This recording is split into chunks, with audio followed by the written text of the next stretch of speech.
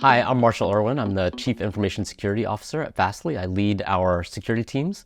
And today I'm going to talk about how Fastly is making the internet better by thinking about doing right by consumers and their security. Yeah, so the way that I think about doing right by consumers, critically for Fastly, we want to do right by our customers and our customer security. But even more important than that, I think about their consumers, because so much of our customers' traffic routes through our infrastructure. If we do really good security work at the company, it means we're protecting our customers and we're protecting their huge base of consumers. If we make mistakes, we're also potentially putting them in jeopardy. And that's why we really focus on those customers and their consumers, making sure that we are putting their interests front and center when we build our products and make sure they're secure. Credential stuffing attacks are when an adversary, an attacker, sort of jams up your system with leaked passwords to try to compromise a customer's account. The core problem with credential stuffing attacks is that customers have maybe reused their password. And if that password has leaked elsewhere and the attacker sort of uses it to try to compromise your account, the attacker might be able to get in. And this is a common attack that we see pretty frequently and that our customers especially see pretty often. CISOs need to take direct responsibility for things like account takeover and credential stuffing. You can't look at attacks like these and just think, this is the customer's problem, this is the consumer's problem.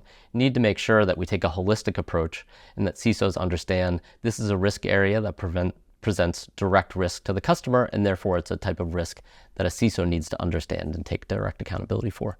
If I, as the CISO, don't think of that as my responsibility, then we're not going to respond effectively, we're not going to protect those consumers, and we're just going to leave them at risk. That both means protecting Fastly, protecting our customers, and protecting their consumers. And taking a holistic approach and thinking about what's the right thing to do when we see these attacks, whether it's resetting their account or having the right preventative tools in place. So the mitigations are pretty basic, and I think they're effective if they're implemented consistently. That includes everything from making sure that consumers have strong passwords, making sure that when we see these attacks, we reset the customer's password, which is, again, not something that all companies will do, resetting those. Also using 2FA, making sure 2FA is enabled for your customers and consumers. That's a critical prevention for credential stuffing attacks that, again, isn't implemented consistently. I don't place a huge emphasis on consumer education or customer education, because again, what that does is it actually just puts the onus on the customer or consumer to protect themselves, and that's not the way I think of our role. I think of our role as making sure that we have the right default protections, that when we see an attack, we take action to protect those customers and consumers, rather than saying, look, we're going to educate you to protect yourself. That is, again, a way that I think can leave customers at more risk than we think is appropriate. Consumer education is important in some cases.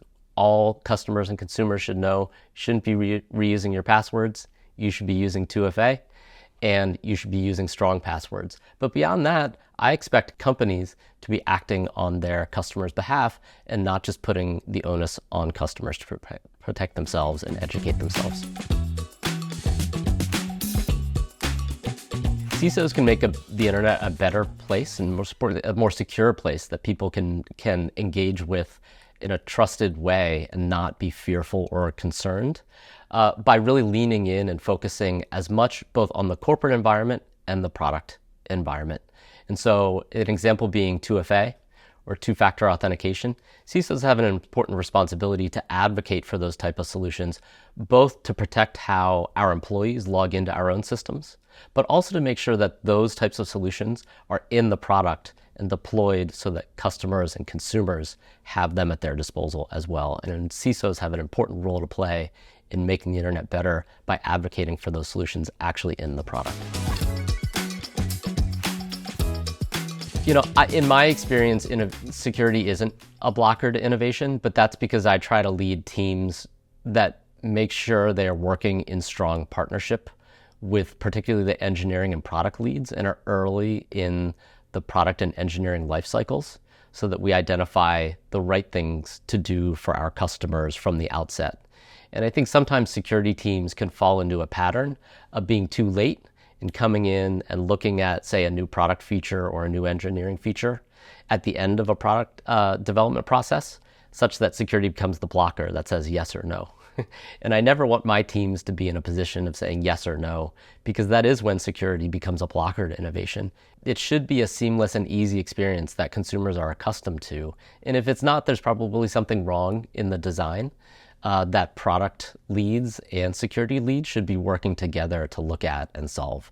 Because if it's creating a lot of friction in the user experience, it probably hasn't been done correctly.